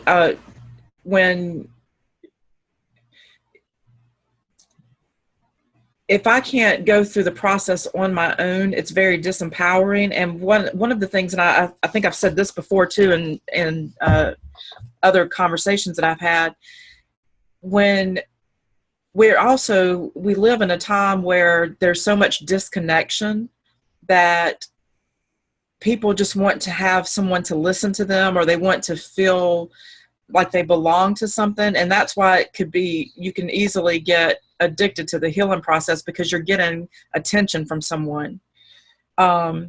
And so I see that as a problem too. And then, there again, people will say that I've heard people say, well, I healed this person, or I channeled this energy and I brought this healing to this person. And that really is a big sign of caution for me when someone says I healed someone, because then that is, I always kind of equate this to like if you go to a musical concert and you have everyone, you've got the singers and the band playing, and you're actually having an emotional connection. The audience is getting into the music and everybody's swaying their hands back and forth. Same thing you would do in church. You're lighting your flame and we're all, having this great experience. I feel like sometimes that's part of what's going on with the healing modalities. It's the same thing. It's not bad to have the connection. It's not bad to have that experience, but to feel like that is healing you, and then when they're away from that situation, then they'll be like, I'm back in depression. I don't know I thought I felt really good. I had this moment where everything seemed lighter. I felt better. I thought I'd made progress. And then all of a sudden they're alone and that same thing resurfaces again because it never came from themselves. You understand what I'm saying? It was just like an emotional high. On someone else. Yeah. And it was like an emotional high. They're letting someone else work, but they don't want to do the work. They're lazy is really what it comes down to. They want someone else to do it for them. They want the quick fix. And that's what religion is. You don't have to do squat really in religion. Show up once in a while, say you believe. That's it. Yeah. People love that. They don't want to have to do anything. So when I was doing the healing work on people, I got to where I talked to them for a while in the beginning and said, I'm not doing anything for you. All I'm doing is giving you a vibration that your body is going to remember, that your spirit's going to remember. It's up to you to see what comes from it and do the work with it. I'm not going to do it for you. But I had to get to that point myself to where, like the new Christian, you want to help everybody and save everybody. Well, I wanted to heal everybody. I would get emotional when I would see old people with infirmities or people, and I said, man, I really want to just be able to help them. Mm-hmm. And it took time for me to move past that concept that I wasn't helping anybody. I was hurting them. So it's time to stop. Yeah. But that's a growth for us too. Yeah. We have to grow. Yeah.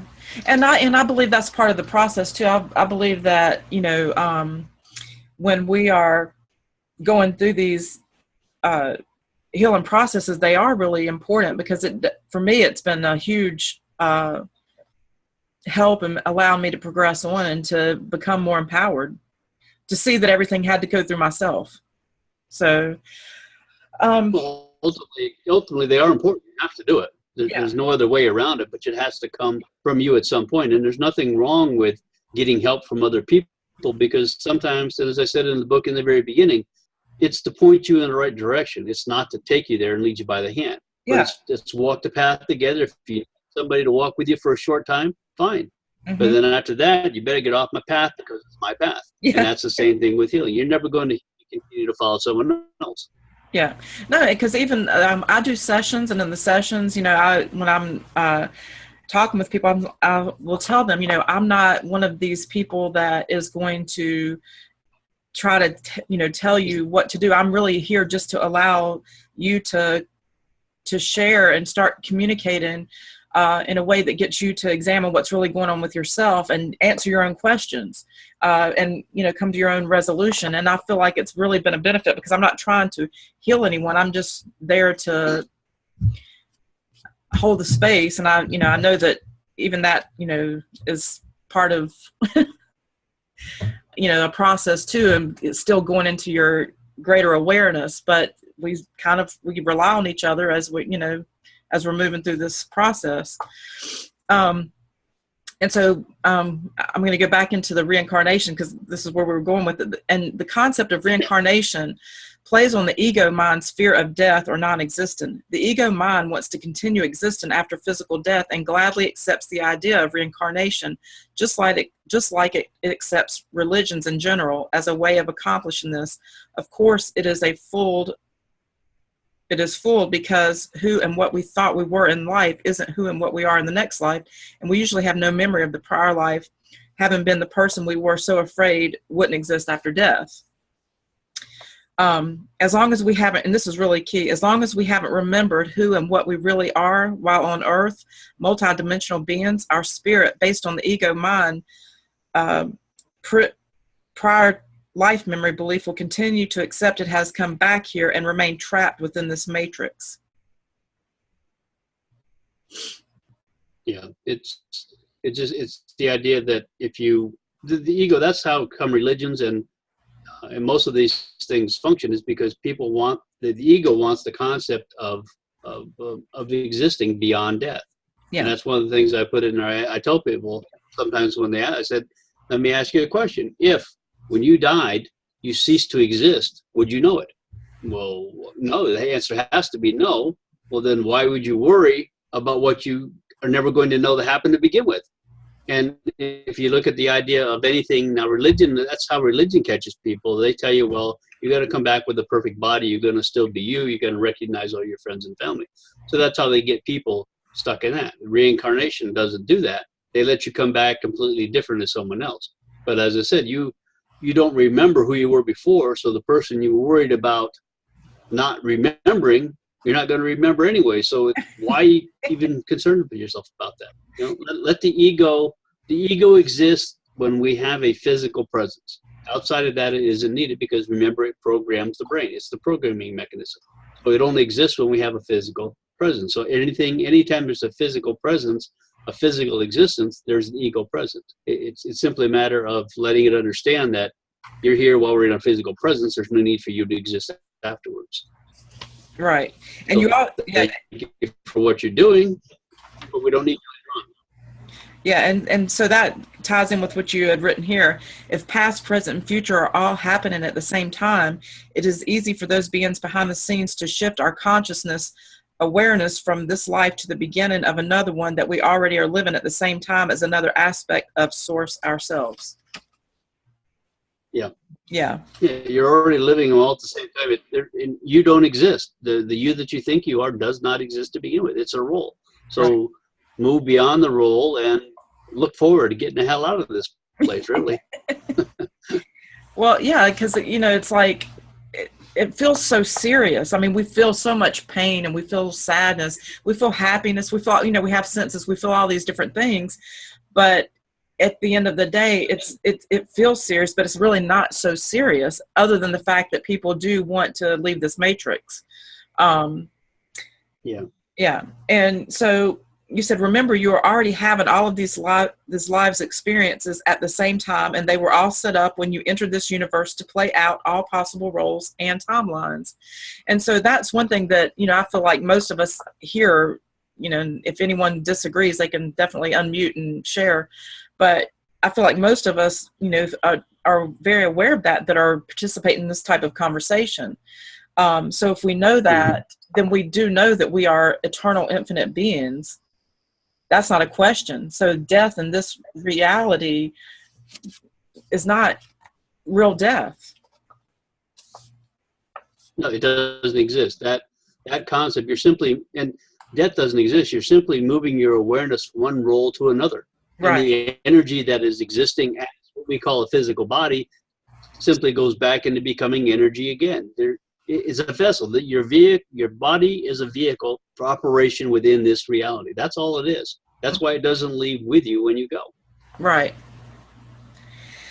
So you say if you can accept the concept that you don't have to come back here or evolve on a higher level, then the next time you leave this world, your awareness will be able to shift from focusing on one point in space-time to truly being the multidimensional being you are.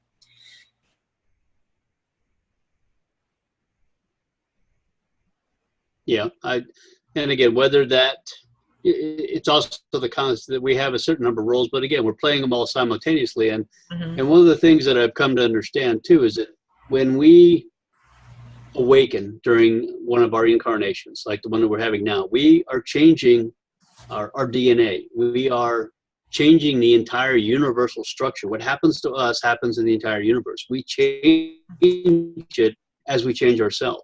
And so all the aspects of us essentially are able to be changed at the same time we are awakening.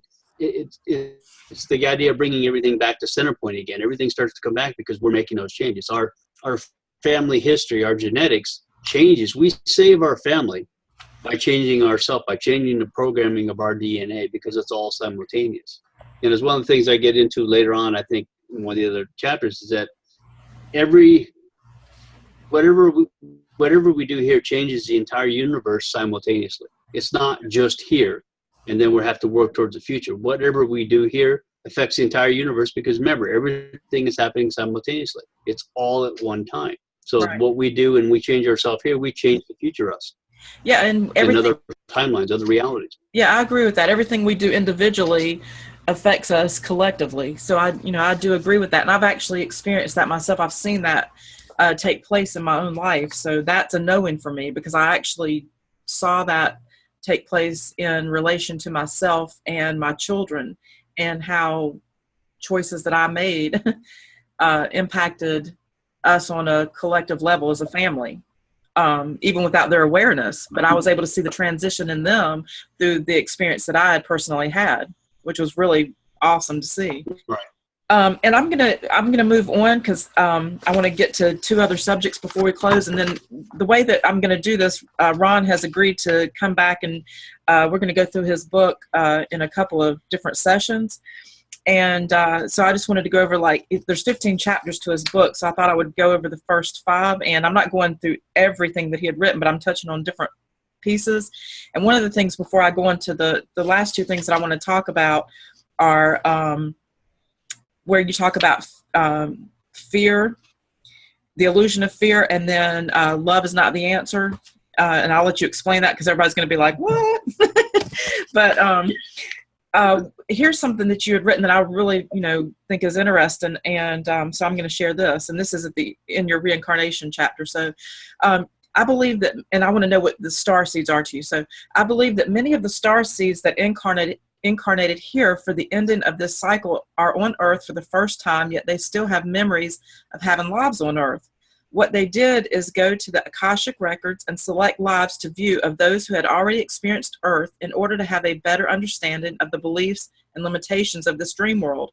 When these lives are viewed, just like in the room full of videos example, the viewer becomes part of what they are viewing, meaning they feel whatever the person who lived that life was feeling.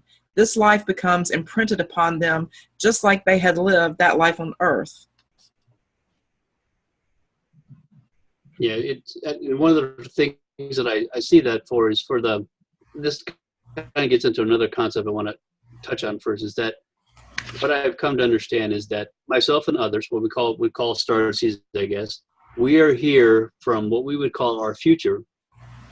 We've come back to our past to change our future, to change the timeline. That made the timeline that we are on, maybe it was that machine world tech timeline, had played itself out all the way. All the possibilities, all the probabilities have been experienced.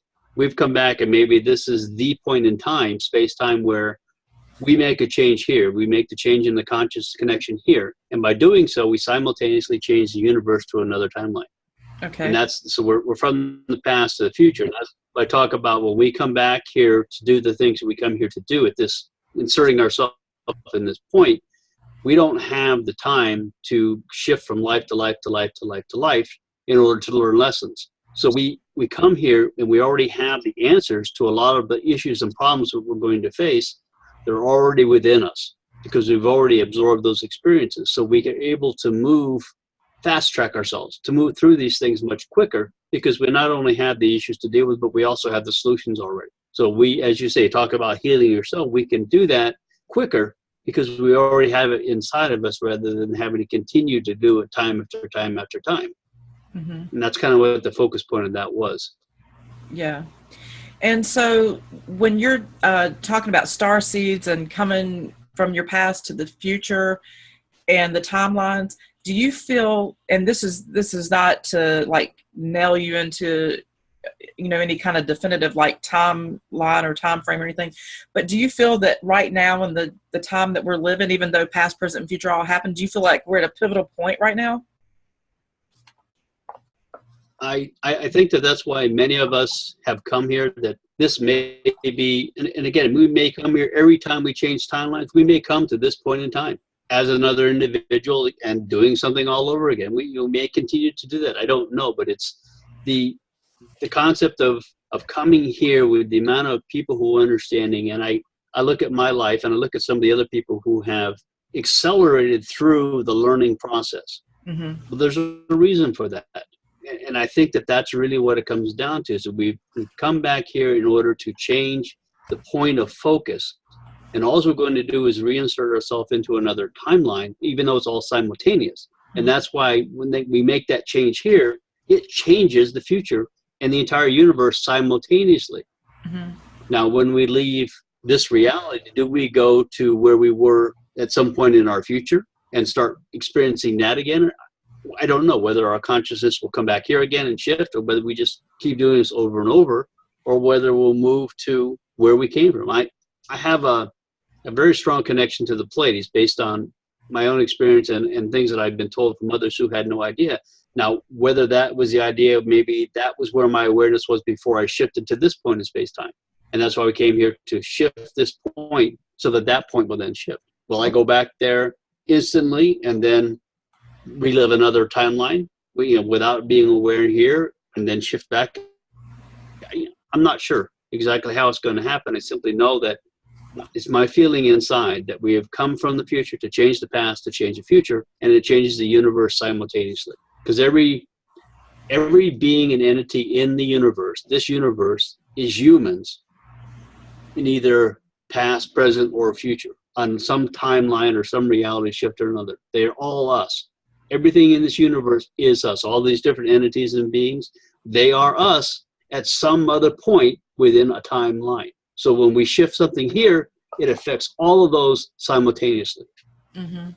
I definitely agree with that. I mean, I have, and if you've listened to me before, you've heard me share that I have an awareness of being a planet.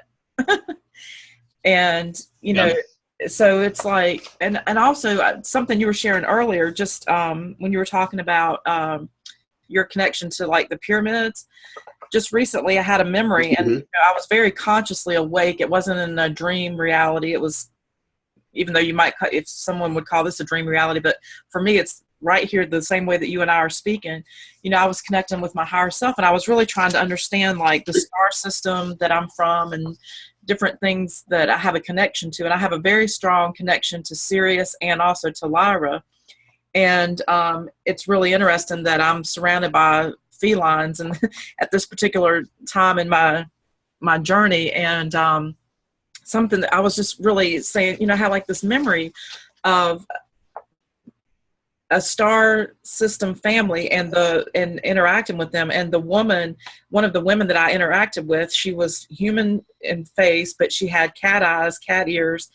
And so I just associated that with, like a human cat hybrid type person. And so I felt into that, and I was like, just, how am I connected? And so I had this deep connection to Sirius and to Egypt. And it also is where some of the people that I've come in contact with, we have like memories and of us being at in these particular time frames at the same time and doing different things. And so when I felt into that, all of a sudden I just saw myself as this hybrid cat human and coming from Sirius. Like I went through an actual portal. I didn't get it at the time. At first I was trying to just look at it all. And so what I saw was, I was like in Egypt, and I saw like the sand where the dirt is, like tan color. And so I saw that from a distance, the dirt was like the ground was rising, and it was rising. It was a tunnel, like a dirt tunnel that was rising, but it was coming at me really fast. And the closer that it got to me, the more that I could see that it was like a funnel, but I was literally like coming through it. And the closer it got to me viewing it, like I could see myself, but I was actually viewing it. It got right up to me. And as soon as it got up into my face, then a pyramid popped up. And when the pyramid popped up, there was the all-seeing eye, and it was like eyeball to eyeball with mine. And it was, the color of the ground was almost like golden yet tan. And so it almost felt like I came through, and I couldn't say whether it was like a portal, like my own portal, or if it was like the portal through the sun, because some say, the sun is a portal into this reality. I can't tell you the difference, but I do know that I came from Sirius through a portal, whether it was mine or the sun. And I went straight to the pyramid and to the all-seeing eye, eyeball to eyeball, and then it just went away. And I'm like, don't know what exactly just happened. But it was very clear to me that I had some kind of connection there, and it was confirming some of the things about myself. And, I don't know what that means in depth, but there's something to me being from this star system, having the connection to the star system and into Egypt. And so that's something I'm still kind of looking into myself. And I just, found it really fascinating. And so that's that. Just that was my little. I found a lot of the people who are kind of at our point of awakening, so to speak, have had experiences within Egypt. Like Dr. George has talked about it before. And I know that I had something to do that. I built the pyramids. And I knew what they were for. I just knew that. And then I had a recent experience, over a couple of months ago, where I found out that at some point in one of my carnations, I was thought, the Egyptian god, so to speak. Not really, he wasn't really a god, right? But at some point, that was my incarnation. And then when I started looking at that and realized all the other connections that went with that, like Merlin, the wizard, and just in Atlantis and all the places, these are exactly the same things that I had been told where I had been and what I had been doing, and I'd experienced some of these things myself, and it really all tied together and made sense. But many of us seem to be from and have a connection to that pyramids. I'm not sure exactly what it means either, but I know that many of us have had that same connection to the pyramids and to Atlantis. Yeah. Well, I'm finding that many people that I'm connecting with on a level that are aware and are, aware that there's past, present, and future all occurring at one time, that there's just everything that we're talking about today. It seems like there is something about the connection to Egypt that's really a strong tie that even if we can't agree on everything, we still have that same connection because we're still trying to put the pieces together. I say this is a puzzle that's divinely created, and every experience that we have, everything that we're doing right now, these experiences are putting the pieces of the puzzle together for us. It's just part of our role playing for one another. And so I think that there's a really big thing about Egypt, and I guess we'll find out the further we go. Well, that's one of my things. I really like to be able to put it, as you said, put the pieces together before I leave rather than after I leave. At least to have that understanding, and even to hang around and see the changes that we're making, see them take place and see what happens, to witness what it is has happened, what we were here to do. Yeah. It'd be nice to be able to witness and see that before we shift to wherever we're going to shift to. Yeah, and I know that this incarnation for me, this particular reality that I'm in, is affecting me on every level. I know that this was a very important time period for me, and I felt that it's, this is definitely the end of my journey. I don't feel that there's going to ever be a memory wipe for me at this point. I feel like I have enough awareness to know. And so, okay, Dusty says, I've been connected since a child and to Saturn also. Yeah. So a lot of people, as we talked earlier about the starseeds, a lot of the people that are going through the experiences that we're having know that they're connected somehow. We don't know exactly why or where, but we all know that we've had this connection and that we're here for a purpose. And I said, this may be the point in space-time where the changes in the timelines are made within this universe. Yeah. And what we shift for. I feel that really strongly. I do. Dusty, I'd like to think that we're here for something. Would you like to say anything, Dusty? I just want to give you the opportunity, if you would like to, if you wanted to share about your experience with Saturn. You don't have to, but if you'd like to, you can.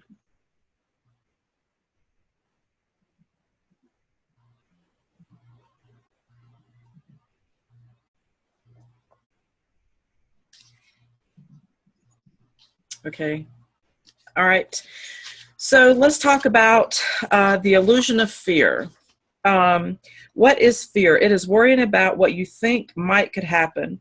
When someone holds a gun to your head, you aren't afraid of the gun. What are you afraid of is what will happen if there is a bullet in the chamber and they pull the trigger and shoot you. Fear is a controlling illusion, which is why news always talk while the news always talks about what might happen and what could have happened, yes, they even want you to be afraid of what didn't happen.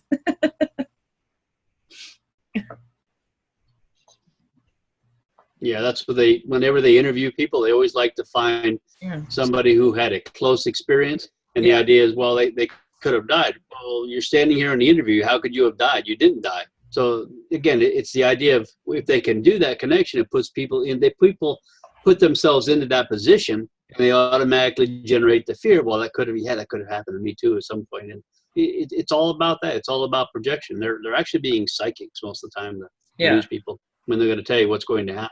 Yeah. So here's something interesting you say too. So I want you to share this with us. One reason is they want to create fear in humans so they can feed off that energy and control us. People in fear are much easier to control since you can play upon their fear and then provide a solution to prevent their fear from coming true. So they will gladly do what you want and give up their freedoms. Who is they? Well, and again, I've gotten to the point now to where I don't accept they anymore.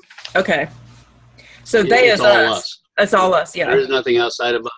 They is us. They are playing a role for us in order to hold us in the limiting matrix system idea programs that we've accepted. That's the role that they're playing. And as long as we continue to accept their programs and stay within the limitations, we're losing our energy. And the reason that they're sucking the energy is, it's not that they're sucking the energy per se, but we're keeping that program going that doesn't need to be going because we still accept it. And when we stop that program disappears, and that's kind of where the concept of sucking our energy comes from. So, just to sum it up, because I looked at this chapter in depth and I've got all these, highlighted areas and things that I've marked off. But if I look at each thing that you've expressed here, it really comes down to, and this is a fact, once I say this, I think that most people are going to, say, well, this is true. Fear ultimately is, we fear pain, we fear suffering, we fear death. So I've experienced a lot of pain and suffering in life. I've also experienced a lot of happiness and good times. So for me, like, I've experienced so much pain. It's almost like there's nothing that anyone could say to me or do to me that would make me feel afraid as far as what could you do to harm me physically, because I've pretty much experienced almost everything. So then the next thing, okay, well, what would Patricia be afraid of? Well, if Patricia believes that she can die, well, is death scary? Well, if I were to cease to exist, that wouldn't be so scary to me, because if I cease to exist, there's nothing. Well, if there's nothing, then there's nothing. There's no pain, there's no suffering, there's no good, there's no bad. It's just, there's nothing. The only way that death can become a fear to me is if I actually believe in this whole concept of karma, sin, heaven, hell, which goes right back to everything that we've been talking about, right? So, so for me, or for anyone listening, if you fear death, then that to me says that you're still caught up in a belief system of some form of punishment or something that's going to be worse than what you're experiencing in the here and now. But if you believe in if you have the fear of death, you still accept the reality as being real. You still accept this as being real, as existing, being what and all there is. And remember, before we came into this, what we call the physical realm, we understood that it's all illusion, that we're simply going to experience it. That's why we're experiencing the things that we are. Because we understood that when we came here. And if you fear death, then you still accept this as being real and that you are real yourself. And once you understand the concept that you are not real, that Patricia or Ron are not real, they are not going to exist forever. The essence that is, yes, you can't kill that. But once you understand that there's no fear of death, because you're only leaving the physical, you can't die. Now, none of us want to have pain and suffering while that happens. We don't want to lay there in agony, and I can understand that. But it's also understanding and accepting that it's going to end at some point. Yeah. And you have to understand and move beyond the fact that this reality is not real, and neither are we. Then there's no fear of death. It's only the ego's fear of death because the ego's afraid of not existing. Right. So, yeah. And so, like, when you say this reality is not real and Ron or Patricia is not real, so that takes it back to there again, that this is, and I don't know if this is what you're saying, but this is the way that I feel about it, and the way I would interpret it, and the way that I do interpret it, is that this is an experience. So it's, yes, yeah, it's an experience. So being Patricia isn't eternal. Being Patricia is finite, because the greater aspect of Patricia is having an experience. So as Patricia, exactly. Okay, so we agree on that. Yeah. Okay, so now this is where we're going to end. Once we get to that point, then there's no fear. Oh, I'm sorry. There's no fear of dying, because you understand you're only playing a role, and Right. when the role ends, the role ends. Exactly. So, Okay, the way that I would like to end tonight is on your chapter, love is not the answer to fixing or leaving this world. Now that sounds kind of harsh, but I was looking at what you had written, and I get it in what you're in. I don't know if you think that love exists at all, but I'm just going to read some of what you have written here, and then you can share. It is believed by many, especially in the New Age movement and religions, that the key to fixing everything is love. If we can just love each other enough, what is known as unconditional love, the world would be great and all the problems would disappear overnight. Religions self-preach that their gods, saints, saviors, and leaders are all about love for their followers, and we should strive to be like them. In the religious books, teachings are many. There are many stories about all the people those gods have killed or ordered killed, and how their followers have suffered. These stories alone should make you wonder and question, where is all the love they sell, and why would we want to be like them? And so when you say that love is not the answer to leaving this world, what does that mean to you? well, essentially, love, when we have the feeling of love, it's an extreme emotion, which is why it fades over time. The concept of what we call love, the infatuation, it fades over time. It's not a position of balance, because when we come to the point of love, we have that attachment. And when you have the attachment, you're not going to leave, because you still have that connection, and you can't stand to let go of it. And so the concept of loving anyone or loving things to the point to where you can't let go and leave is going to hold you where you are, because you still, the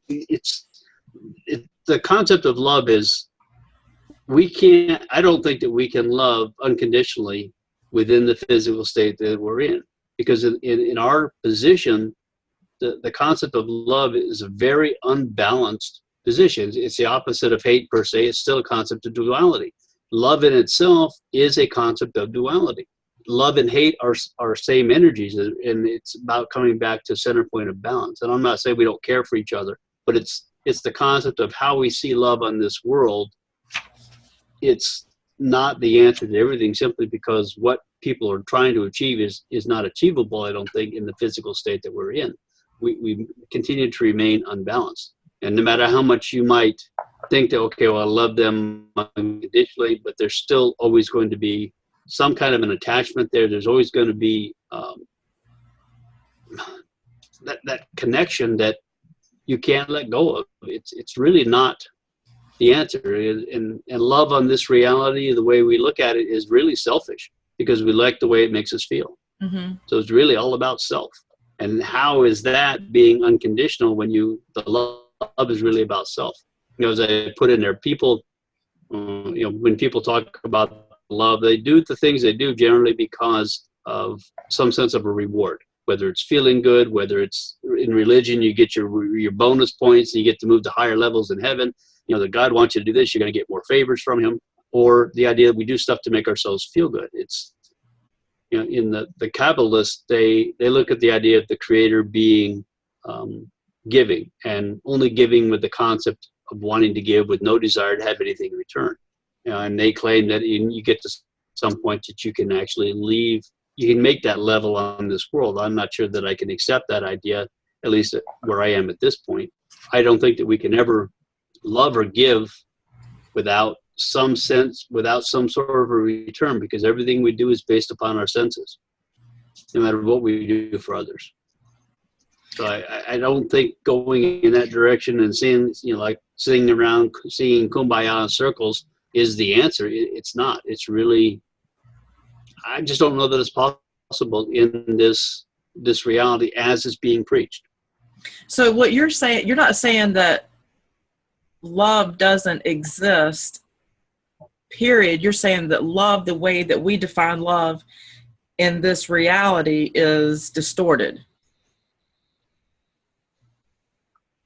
It is, and really in the concept of love is simply a description of a point of unbalance.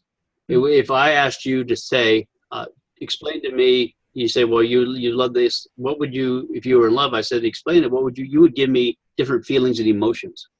See, love is a way to express different feelings and emotions as a combination. Mm-hmm. It's a way to describe it. It's not an actual point, but it's a description. It's a, like on a scale, if you take a line and you put it in the middle of neutrality and balance, and on one side love and the other side hate. That's, we're swinging back and forth, and the love is simply on this scale of emotions and feelings. But love in itself is not. It's a word used to culminate the feelings that we have and the emotions. It's a level. It describes a level of feelings. Mm-hmm. So, like one of the things I'm going to kind of support something that you're saying here. You've written unconditional love means you accept the other person no matter what they do, say, or who they are. It doesn't mean you always like what they do or say, but you don't judge or hold it against them. You see the spirit in them and our oneness, which separates the spirit from the acts.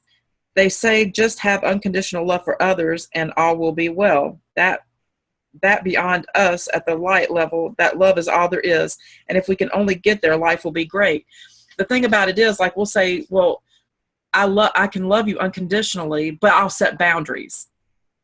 So we're not really loving someone unconditionally because I love you, but I don't like you. I love you, but I can't have you in my life, because if I have you in my life, you're a detriment to my quality of life.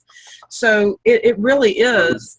Yeah, so I mean, I really get that. And I feel like, because I talked with George Kavasalis about this before. I said, I kept thinking I love unconditionally. I kept convincing myself that I love unconditionally. I said, well, I'm not so sure that I do. The closest that I could say that I would have ever gotten is with my children, to what I would perceive as unconditional love, because as a mother, and not all mothers have this ability either. My mother didn't have the ability to show love. I mean, not the way that I would expect, or the way that we've been taught to expect love. I guess in her own way, everything she did was kind of selfish. And I guess what we all do in a lot of ways is selfish, because when we love, we are looking for something in return. We all want to feel love. We all want to feel connected. But with my children, for example, no one could ever treat me the way that my children might treat me, and me just say it's okay. Yeah. We don't let a husband or wife or brother or sister or treat us the way that our children can treat us. For those of us that have children, we know this. I mean, your children can commit a crime. They can say the most horrible things to you. They can do whatever it is out there that we would look at someone else and say and condemn them for it. And we would accept it from our children. So that's the closest that I can say that I've ever experienced unconditional love.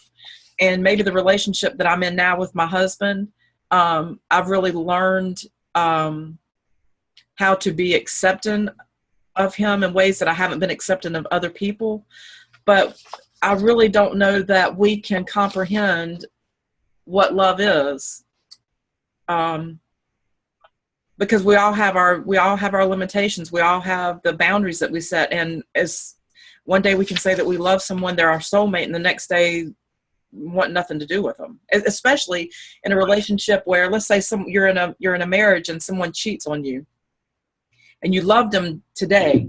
You just found out they cheated, and that tomorrow you're trying to kill them. Well, that's the love in that sense is a love of possession, of ownership. Right. You believe that you own them, therefore they can't do anything because they're your possession. You own it, and that's not love. That's ownership and possession. It's the same thing when you talk about with the children. You say, well, you can love the children like that, but you're going to place limits on them. If your children started stealing and they started walking through your house and taking things, at some point you're going to put a stop to it. Or you're going to let them take everything, sell the house, and just sit there. You know, it's right. We do have the limitation. So yes, we say it, but we can't really live it simply because we're living our life through our five senses. Yeah. And what we feel inside is the interpretation of that's our reality is being interpreted by our senses. Mm-hmm. And that's how we see it and perceive it. And the concept of unconditional love being thrown around, it's one of those things they always tell you, well, you're always going to get it when you leave here and you get to these higher dimensions and realities and vibrations. Well, again, what does religion tell you? You get your reward when you leave. What does unconditional love tell you? Well, you can get it when you leave. It's the same sales pitch. Yeah. Same concept. They're trying to sell you something, get something out of you now, and convince you, well, you get it later on. Once you get to this dimension or this reality or become light, then that's when you get that. It's the same sales pitch. You know, I just don't think that we can in this physical reality. I don't think that we're set up to do it the way that it's being preached and talked about. I just don't think it is. It's not the answer. And I'd also talk about, you know, the idea. Look at the concept of love of the stalker. You know, that's love. Look at the person who hates. They love to hate. That's love. Look at the mother who kills both of her children because she doesn't want to leave them when she dies. She's going to commit suicide, but she doesn't want to leave her children to suffer, so she kills them too. That's all love. Yeah. That's why I say it's a distorted view, and people can say, well, that's not really what love is. Well, yes, it is. If that person will tell you it's love. The other person that beats their child says, I want to make them stronger. That's why I do that. I love them. Again, it's all love. It's all a point of unbalance. And that's what I'm kind of getting at. Love is a description of a level of balance. So, and this kind of ties in, what you just shared ties into what you wrote at the end of this chapter. Rather than saying you are in love or using the term love, describe what emotions or feelings you're experiencing, and that will help you to become more balanced, centered in your life. And, you know, like I did a post on Facebook not too long ago, and it was, I just put, I choose love and empowerment over fear. And for me, I don't want people to walk away and feel like, you know, that, wow, you know, they're saying that love doesn't exist, and, you know, that makes them feel like they're not a good person, or like if love isn't real, then what is there? I feel like that so much of our language and the words that we use are entrapments and are there to create this good versus bad, you know, and to create a guilt, you know, consciousness, and just to constantly live in fear and, you know, self-loathing. And so if I'm honest with myself, and I can be, because that's why I'm doing the things that I'm doing now, I want to be transparent. I want to get to the truth. I want to be able to allow that for other people too, so that we can help each other figure this, you know, out. And it's kind of like, you know, I look at it and I'm like, well, it's really true, because when I say I choose love over fear, what does that mean? It just means that I don't want to play the game of being programmed and manipulated into being afraid of everything that's out there.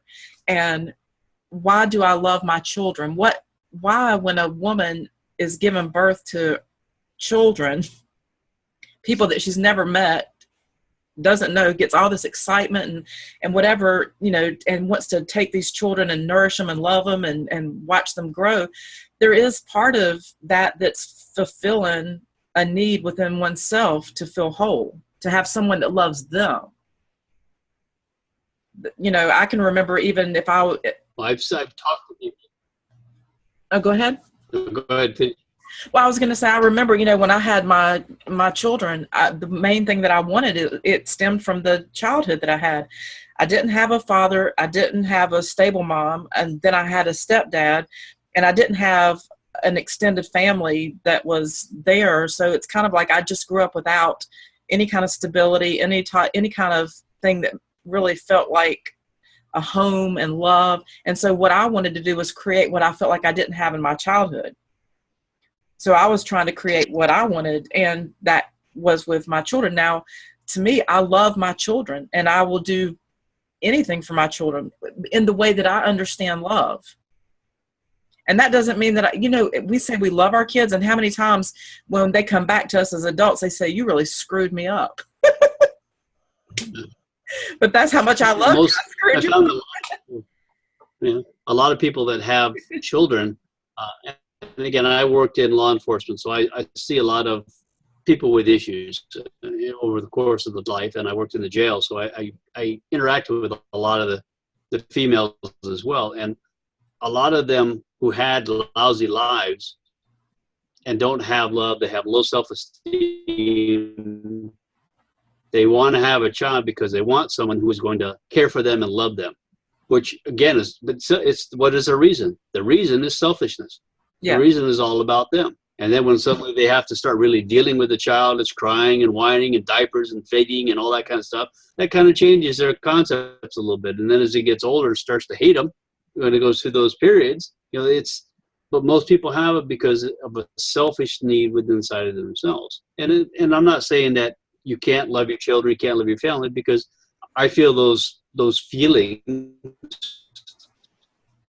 But as I said, describe the words and what you really feel, and don't use a gauge, because that's what you're doing. And also think about the term that when people are talking and you tell someone, I love you, what do you do when they don't say it back?